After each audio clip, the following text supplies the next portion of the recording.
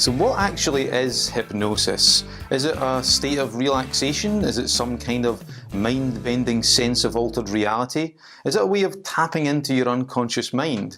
Is it a way of increasing creativity? Well, I would say that hypnosis is all of those things and so much more. Throughout the years there have been many different definitions and descriptions of hypnosis, and I think they're all useful to a certain extent, but they're also incomplete, because our understanding of hypnosis is developing and expanding as we move forward into the future. So I want to give you a base level definition for the subject, and again I want to point out that this is an incomplete description, because like I say, our understanding of the subject is improving all the time, and everyone will have their own take on it.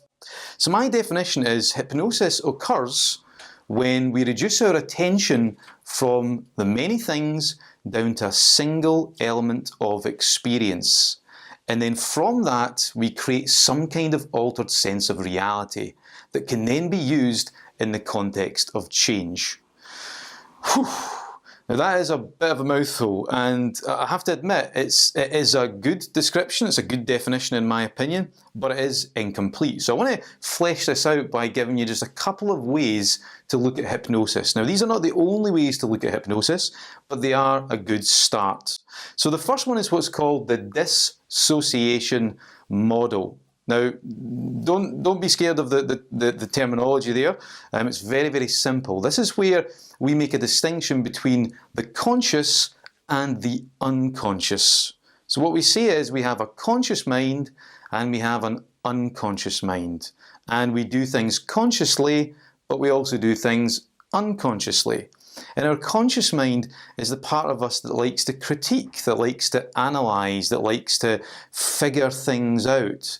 Whereas the unconscious mind is everything else. It's all the other potential choices that we're not aware of at this particular time. And also our unconscious mind is the part that responds to things without us really thinking. For example, if you were walking through the park and all of a sudden a fly flew into your eye, you wouldn't kind of consciously go, okay, now it's time to lift my right hand. Okay, engage the muscles in the right hand and the right arm, and then lift it up. Okay, how quickly, and then eventually kind of go like that. You would just go like that without even thinking.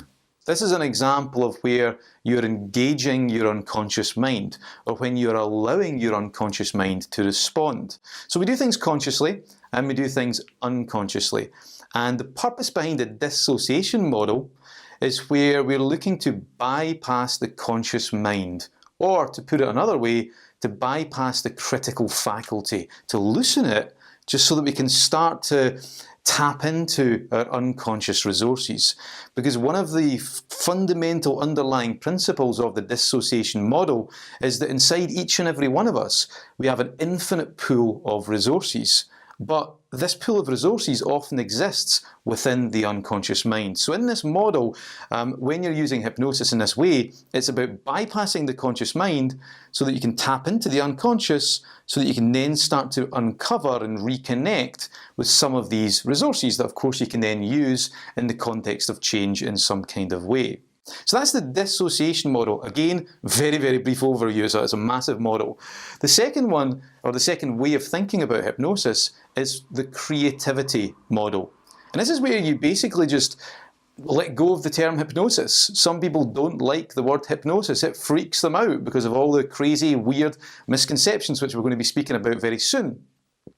But this is where you drop that word hypnosis and then you say it's just all about creativity.